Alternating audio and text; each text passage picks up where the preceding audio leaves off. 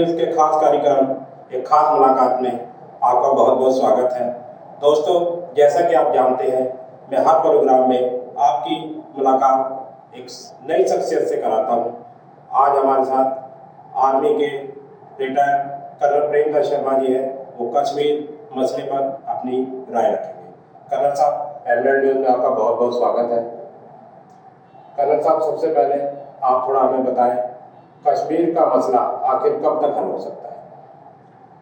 धन्यवाद मुझे इस टॉपिक पे बुलाने के लिए, और ये मैं अपने आप को सौभाग्यवान मानता हूँ कि आपने मुझे तीसरी चौथी बार में बुलाया आपके अपने चैनल पर। कश्मीर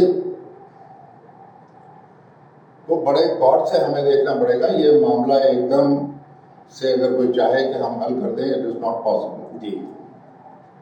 उसका सबसे बड़ा कारण ये है, हमें कश्मीर के पिछले इतिहास में जाना पड़ेगा, देखना पड़ेगा कि ये प्रॉब्लम आज एग्जिस्ट कैसे है, क्यों है। उसका सबसे बड़ा कारण ये हुआ है कि कश्मीर पहले आप राणा रणजीत सिंह के टाइम से ले लें, तब से लेकर अब तक जो वैली का एरिया है, जो जिसको श्रीनगर कहते हैं या बारामूला के आसपास का एरिया है, वहाँ पर ज़्यादातर मुस्लिम आबादी रही है और बाकी एरियाज में वो आबादी नहीं रही। उसमें हिंदू भी हैं, बुद्धिस्ट भी हैं। हम इस चीज़ को मद्देनजर रखते हुए अगर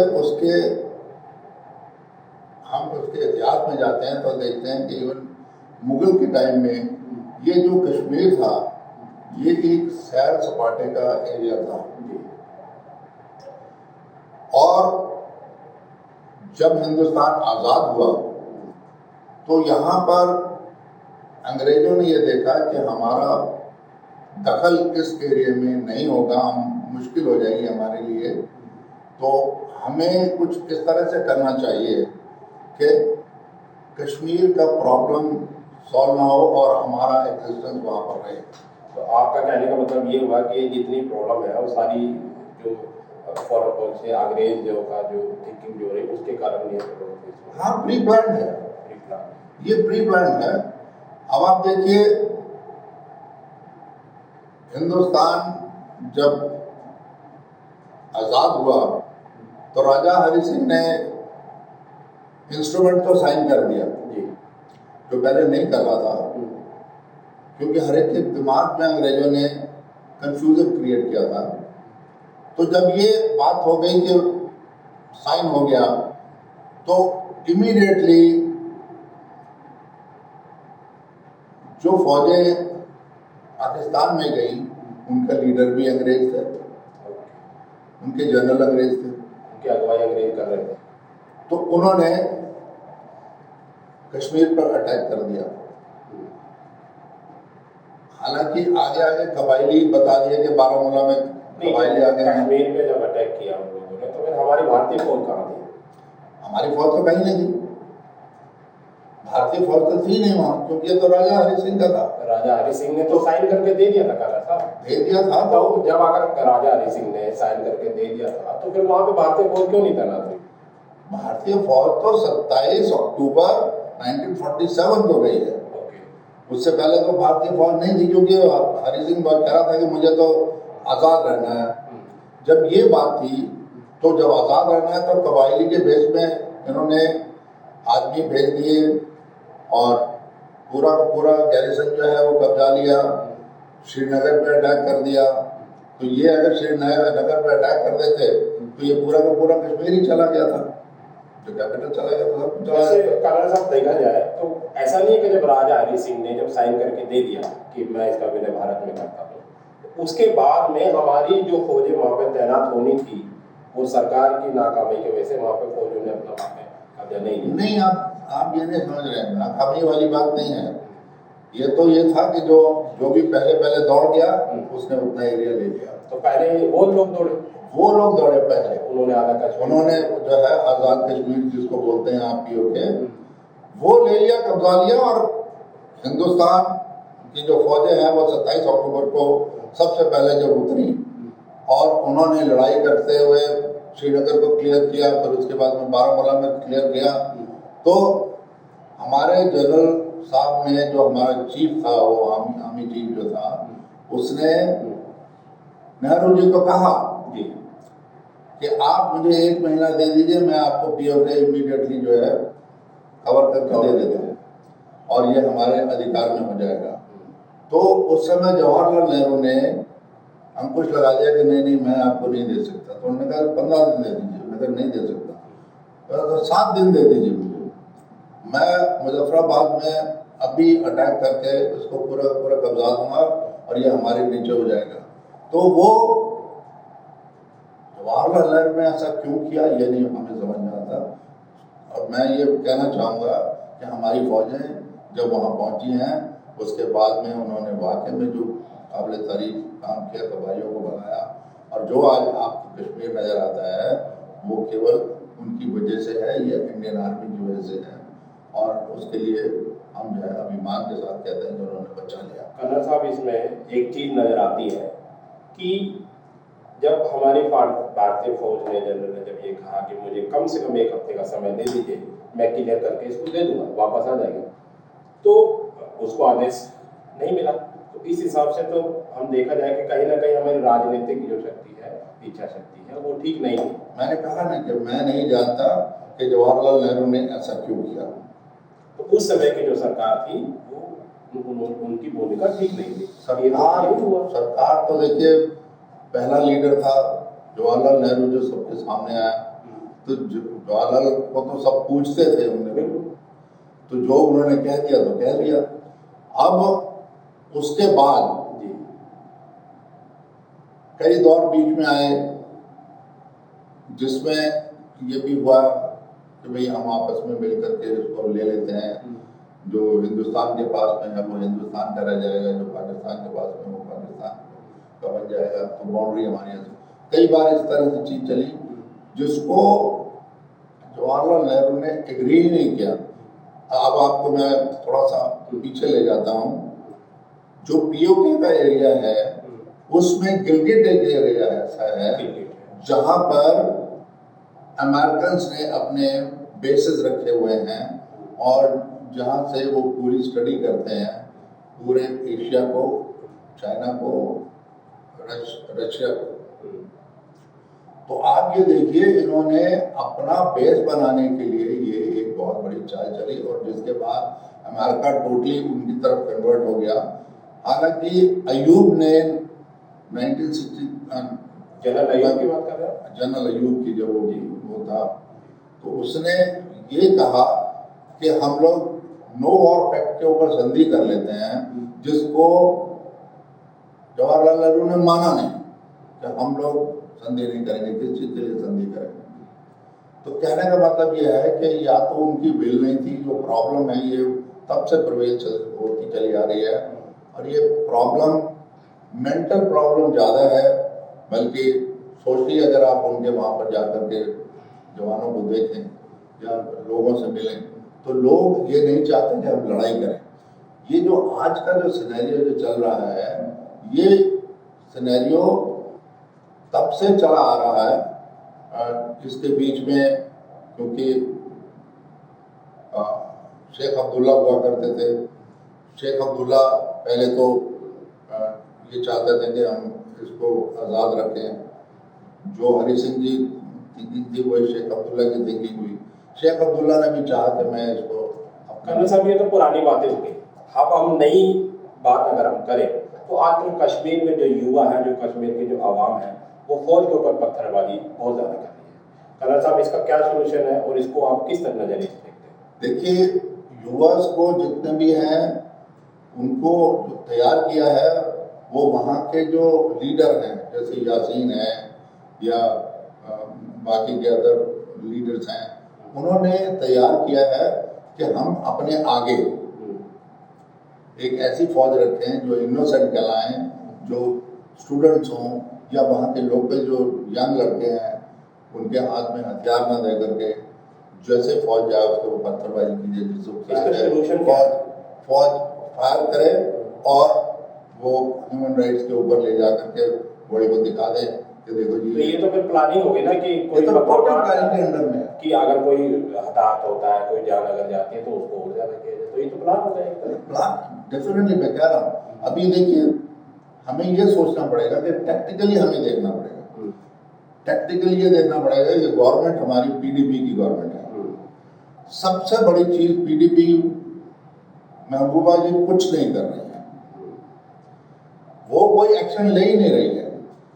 महबूबा को इससे में सबसे पहले चाहिए कि फायर टेंडर पीछे भी चले, आर्मी चले, सब आर्मी के ऊपर पत्थर मारे, इधर से जो फायर टेंडर जो इनके पास आते हैं, जो पानी वाटर की बात कर रहे हैं, वाटर, तो वो जो जा करके वो इतनी जोर से पानी मारे, पहले तो बरसात में या बरसात की तरह उनके ऊपर पानी गिरेगा तो जिसका नतीजा वो लोग लड़के लोग भागेंगे और आपका मैदान साफ हो जाएगा। तो इस तरह से उनको पकड़ा जाए, इस तरह से उनको घेरा जाए और ये लड़के ला करके फिर साइकोलॉजिकली ट्रीटमेंट उनके साथ में किया जाए। तो ये हमारा सबसे पहला जो पॉलिटिकल विल है वो होना जरूरी है। मैं चीफ मिनिस्टर साहब के लिए ये कहना चाहूँगा कि वो इसको सोल्यूशन को इस तरह से लें जिस तरह से उन्होंने टैक्टिक्स अपनाई है, आप भी अपनी टैक्टिक्स अपनाएं उसको मीट करने के लिए, और उनके जितने से जितने पकड़े जा सके स्टूडेंट या वो जो लड़के हैं उनको फिर आप साइकोलॉजिकली। कर्नल साहब, अगर हम आर्टिकल 370 की बात करते हैं तो आपको क्या लगता है आर्टिकल जो 370 है वो कश्मीर में बने रहना चाहिए या उसको हटा देना चाहिए? वही तो एक सबसे बड़ा मुद्दा है। आर्टिकल 370 तो लगना ही नहीं चाहिए। ये तो सबसे बड़ा क्रिएशन है कि भाई इसको डिवाइड करके रखो। अभी अगर आप कह रहे हैं कि आर्टिकल 370 लगना ही नहीं चाहिए तो पहले क्यों लगा? पहले इसलिए लगा है कि ये तो जिस समय संविधान बना तो उस समय जो डिवीजन हुआ हिंदुस्तान का, तो ये 370 इसमें आर्टिकल लगा दिया कश्मीर के ऊपर, क्योंकि कश्मीर उस समय हमारे उस पर आया था और 1950 में जाकर संविधान 26 जनवरी को लगा। तो उसमें अम्बेडकर साहब ने ये 370 में ये डाल दिया कि जो मुस्लिम्स हैं उनको, जो पाकिस्तानी हैं उनको स्पेशल स्टेटस मिलेगा और हमको नहीं मिलेगा। हमारे कोई आदमी वहाँ जाकर रह नहीं सकता, अगर किसी हमारे आदमी ने वहाँ पर शादी कर ली तो उसका जो है नागरिकता खत्म हो जाएगी। सारी बंदिशें ऐसी खुद ही लगाई हैं, अपने पैरों में बेड़ी डाली है और इसके ऊपर कभी चर्चा भी नहीं की है, ना ही इस 370 के ऊपर आज तक कोई संशोधन हुआ है। अभी ये मौका है, ये गवर्नमेंट स्ट्रांग है, सेंट्रल गवर्नमेंट स्ट्रांग है, आपके राज्यसभा की और उसकी जो पार्लियामेंट की मेजॉरिटी है, अब इस मेजॉरिटी में डाल करके 370 को स्क्रैप कर देना चाहिए। सबसे पहला होगा गदर होगा, हो जाने दो, क्योंकि 370 की वजह से ही तो गदर हो रहा है। जब 370 होगा ही नहीं तो कोई कुछ नहीं कर पाएगा। साहब, आपको नहीं लगता कि जो आर्टिकल 370 है वो अगर इस सरकार में अगर वो नहीं हटा तो कभी नहीं हट सकता? नहीं, कभी नहीं हट सकता, क्योंकि ये सबसे ज़्यादा मजबूत सरकार है और ये अभी 2 साल आगे और है। इसके बाद हम नहीं जानते क्या होगा क्या नहीं होगा, परंतु 370 आपने एक बार उसको खत्म कर दिया तो हिंदुस्तान में इतना बड़ा परिवर्तन होगा जिसके लिए ये सरकार अगले कम से कम 20 साल नहीं जाएगी। मैं इतना बता रहा हूँ। आपको ये नहीं लगता कि आर्टिकल 370 के ऊपर जो काम होना चाहिए था सरकार अभी उसके ऊपर काम नहीं कर रही है? आपको नहीं लगता 3 साल हो चुके हैं? नो नो नो नो, ऐसा होता है जो एक राज्यसभा है और एक आपका लोकसभा में तो इनकी मेजॉरिटी है, राज्यसभा में इनकी मेजॉरिटी नहीं है। तो जब तक राज्यसभा में इनकी मेजॉरिटी नहीं होगी, ये बिल यहाँ से पास कर देते हैं और वहाँ पर जाकर फिर अगर उनकी मेजॉरिटी वहाँ पर हो गई और एक इमीडिएटली ये उसको पास कर देते हैं तो आपका ये संशोधन हो जाएगा। जैसे इंदिरा गांधी करती थी वैसे ही अपने मोदी जी को ये स्टेप लेने चाहिए। साहब, अगर हम कश्मीर की बात करें तो कश्मीर में अमन चैन और शांति बनाने के लिए, डेवलपमेंट करने के लिए सरकार को क्या करने का उठानी चाहिए? जी देखिए, कश्मीर में तो इतना पैसा दिया हुआ है, कश्मीरी कोई गरीब तो है ही नहीं। ये तो केवल एक चीज है, मैं कह रहा हूं कि आपने इतना पैसा सब सरकारों को दिया है, अभी तक जितनी सरकार बनी है वो सरकार वाले पैसा खा गए हैं। अभी महबूबा मुफ्ती ये एक ईमानदार सी सीएम लग रही हैं, जब तक ये प्रूव ना करे कि ये बेईमान है। मेरा ख्याल है अगर ये एजुकेशन पे ध्यान दे और लोगों के बीच में जाए, विल टू टॉक होने चाहिए। अभी तक हमने कोई नहीं देखा कि ये लोगों के बीच में गई हो।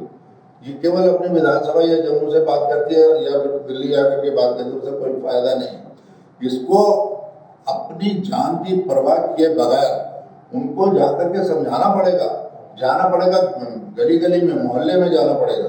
जिस तरह से आपने अपना प्रचार आपके इलेक्शन के लिए किया, इसी तरह से इसके लिए करें। देखिए, इसमें बहुत पैसा दिया है सेंट्रल गवर्नमेंट ने।